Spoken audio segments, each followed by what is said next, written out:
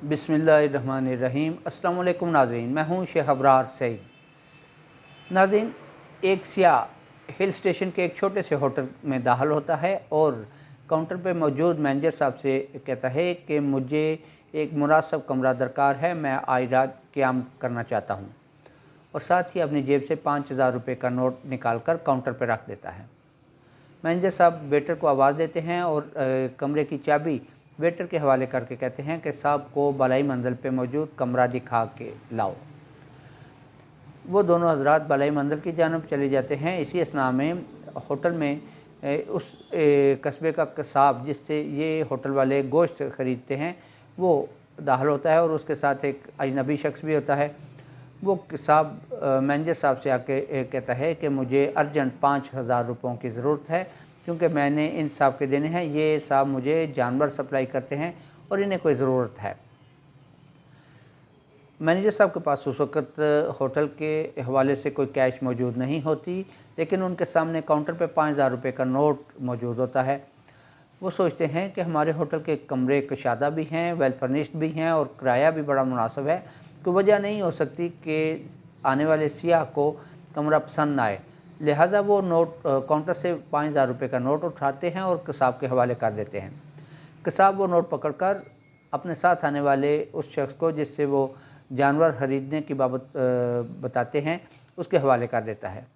जब ये दोनों हज़रात होटल से बाहर निकल रहे होते हैं तो सामने से एक और अजनबी शख्स होटल के अंदर दाखिल हो रहा होता है। उस शख्स को देखकर वो जानवर बेचने वाला सप्लाई करने वाला शख्स फ़ौरन अपनी जेब में हाथ डालता है और वो नोट 5,000 रुपये का नोट निकाल कर उस अजनबी शख्स के हवाले कर देता है और साथ में शुक्रिया भी अदा करता है। नाज़रीन, ये जो अजनबी शख्स होटल में दाखिल हो रहा होता है वो दरअसल इस कस्बे का एक डॉक्टर होता है, जिससे ये जानवर सप्लाई करने वाले साहब काफ़ी अर्सा से इलाज करवा रहे होते हैं, लेकिन डॉक्टर साहब की फ़ीस उनकी तरफ वाजिबुल अदा होती है जो वो मुसलसल उधार करते चले आ रहे हैं। डॉक्टर साहब वो नोट पकड़ते हैं और अपनी जेब में डालने की बजाय काउंटर पे मौजूद मैनेजर साहब के हवाले करते हैं और कहते हैं कि ये मेरे हिसाब में लिख दीजिए, क्योंकि डॉक्टर साहब इसी होटल में क़याम फरमा होते हैं। डॉक्टर साहब अपने कमरे की तरफ चले जाते हैं। इसी असना में वो सियाह और वेटर वापस बालाई मंजिल से वापस काउंटर पे आते हैं और वो सियाह होटल मैनेजर साहब से कहता है कि अनलकीली मुझे आपके होटल का कमरा पसंद नहीं आया, इसलिए मैं माज़रत चाहता हूँ, मैं यहाँ क़याम नहीं करूँगा। इसके साथ ही वो काउंटर पे पड़ा हुआ 5,000 रुपये का नोट उठाते हैं और वो सियाह वापस बाहर चला जाता है। नाज़रीन, इस सारी कहानी में किसी ने एक 5,000 रुपये का नोट आता है, मुख्तलिफ़ हाथों में घूमता है और काफ़ी सारे लोगों की ज़रूरत पूरी करता है और वापस उसी सियाह के पास चला जाता है। इसी तरह ये कोई कहानी नहीं बल्कि हकीकत है कि करेंसी इसी तरह ट्रैवल करती है और कैटेगोरिकली कहा जाता है कि स्टेट बैंक किसी भी सोसाइटी में, किसी भी मुल्क का स्टेट बैंक अगर early in the morning market में 1 रुपया फेंकता है तो वो 1 रुपया दिन भर ट्रैवल करता है और दिन भर की ट्रैवलिंग में वो कमो बेश 49 हाथों से गुज़रता हुआ रात को शाम को दोबारा स्टेट बैंक में वापस चला जाता है। लेकिन वापस जाने से पहले वो 49 किस्म की इंडस्ट्री या ट्रेड का पहिया घुमा जाता है और मईशत को हरकत में लाने का बायस बन जाता है। उस 1 रुपये के घूमने से बेशुमार लोगों का रोज़गार जनरेट होता है। बेशुमार लोगों को रोज़गार मिलने की वजह से महंगाई में कमी आती है और मुआशरे की मईशत में आसानियाँ पैदा होती हैं। इसीलिए हमारे प्यारे मज़हब दीन इस्लाम में भी करेंसी और दौलत के जमूद से मना फरमाया गया है और हुक्म है कि अपनी ज़रूरत के मुताबिक अपने पास रखो और बकिया लोगों में बांट दो। लोगों में बांटना तो दरकिनार नाज़रीन, हमारे यहाँ अरसा 15-20 साल से एक नई बीमारी ने और जन्म लिया है और जन्म भी बहुत बड़े पैमाने पर ले लिया है।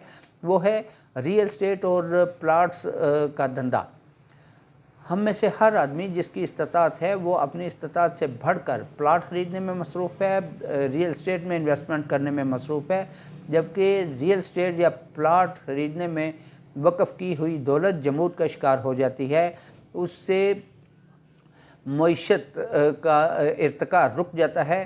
اگر وہی دولت جو اس وقت ہمارے لاکھوں کروڑوں لوگوں نے ریئل اسٹیٹ میں کی نظر کی ہوئی ہے، اگر وہ مارکیٹ کی نظر کر دیں تو ہماری مارکیٹ جو کہ جمود کا شکار ہوتی جا رہی ہے، جس سے کیپٹل اڑتا چلا جا رہا ہے، دن بدن کیپٹل سکڑتا چلا جا رہا ہے، اس کی وجہ یہی ہے کہ ہم سب نے ایک دوڑ میں حصہ لیا ہوا ہے، اور ہم سب آپس میں یہ دوڑ لگائے بیٹھے ہیں کہ کون کتنے پلاٹ خرید رہا ہے۔